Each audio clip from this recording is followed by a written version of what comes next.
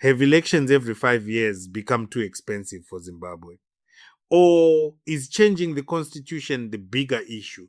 That is the question now dividing the nation after political analyst Dr.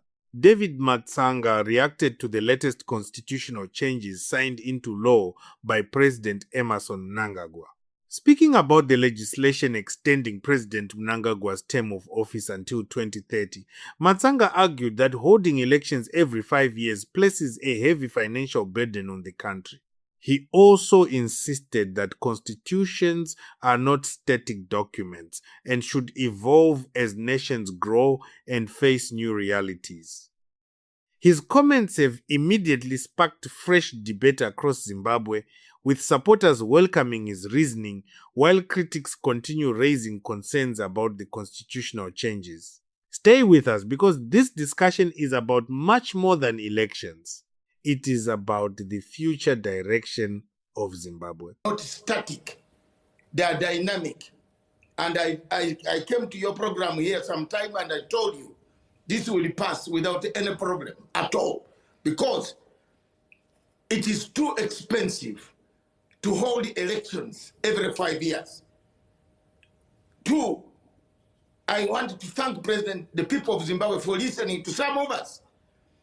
Presidential type of governance creates violence.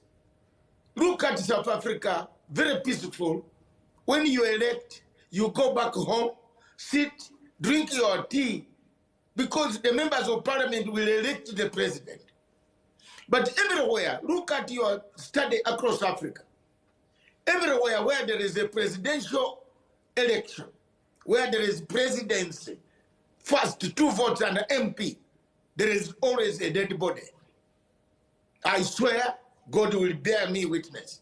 Look at Mozambique, look at Tanzania, look at Kenya, look at Uganda, my country, look at Congo. Look everywhere where there is a presidential type of system, which is not like the South African model, there is bloodshed. So why do we want to have bloodshed all the time? This is a good move for the people of Zimbabwe.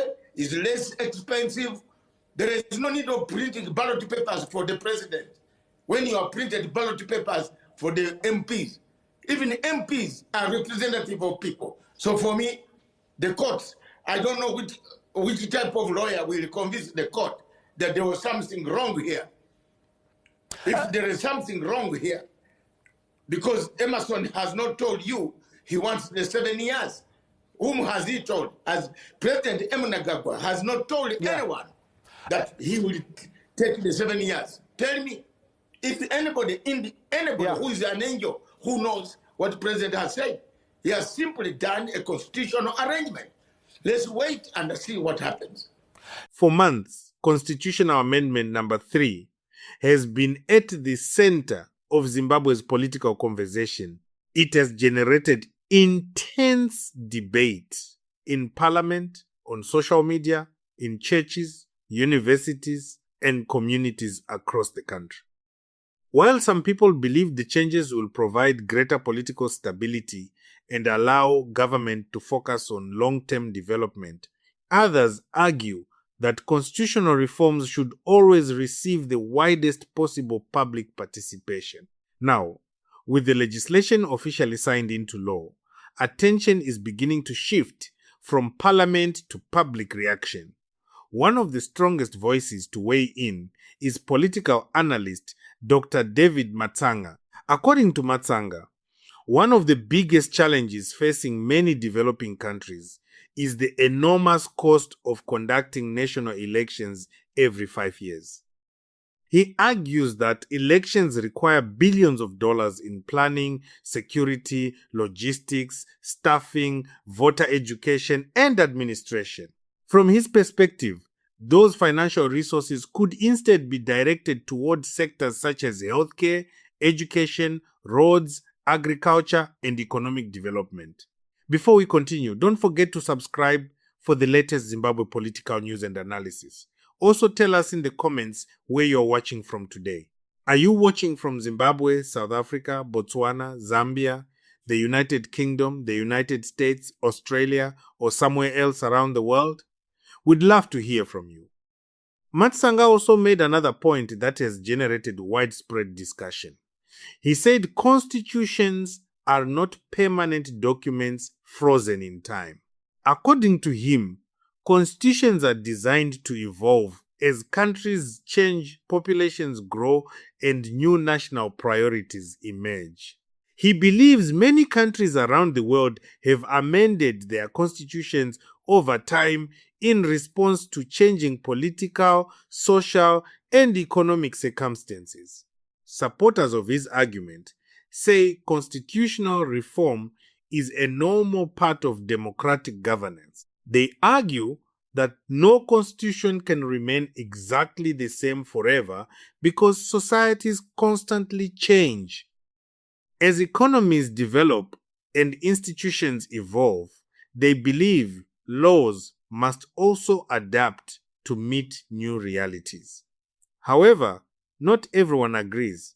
Critics of the constitutional changes continue insisting that while constitutions can indeed be amended, such changes should always follow the highest standards of transparency, public participation, and constitutional safeguards.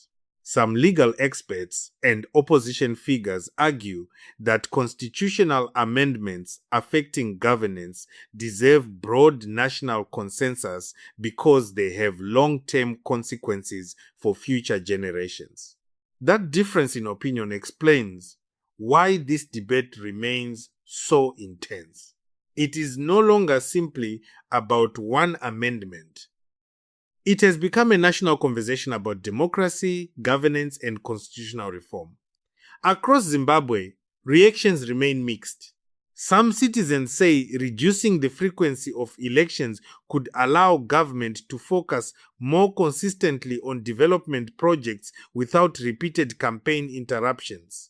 Others believe regular elections remain an important opportunity for citizens to hold leaders accountable through the ballot box. Political observers say both arguments continue shaping public discussion. One side focuses on economic efficiency and long-term planning. The other emphasizes democratic accountability and constitutional principles. For ordinary Zimbabweans, many questions remain. Will fewer elections reduce public spending? Will longer political terms improve policy implementation? Will the constitutional changes strengthen institutions or create new political challenges? These are questions that are likely to remain at the center of Zimbabwe's political debate for years to come. One thing is already clear: the signing of the constitutional amendments has not ended the conversation. Instead, it has opened an entirely new chapter. Political leaders continue expressing their positions. Legal experts continue analyzing the reforms. Civil society organizations continue sharing their concerns. Supporters continue defending the changes. And ordinary Zimbabweans continue asking what all of this will mean for the country's future. Dr. Matsanga's remarks have added another important perspective to that national discussion. Whether people agree with his views or disagree with them, his comments have encouraged many Zimbabweans to think more deeply about the balance between the cost of elections, constitutional reform, and democratic governance. As the country moves forward under the new constitutional framework, one thing remains certain: the debate is far from over. The constitutional changes may now be law, but the conversation surrounding their impact has only just begun. So what do you think? Do you agree with Dr. David Matsanga that holding elections every 5 years is too costly and that constitutions should evolve over time? Or do you believe constitutional changes of this magnitude should always be approached with greater public consultation and caution? Share your thoughts in the comments below, because this conversation is one that every Zimbabwean has a stake in, and the decisions made today could shape the nation's future for generations to come. If you'd like, I can also make it more dramatic and suspenseful to improve audience retention for a 7-minute YouTube video.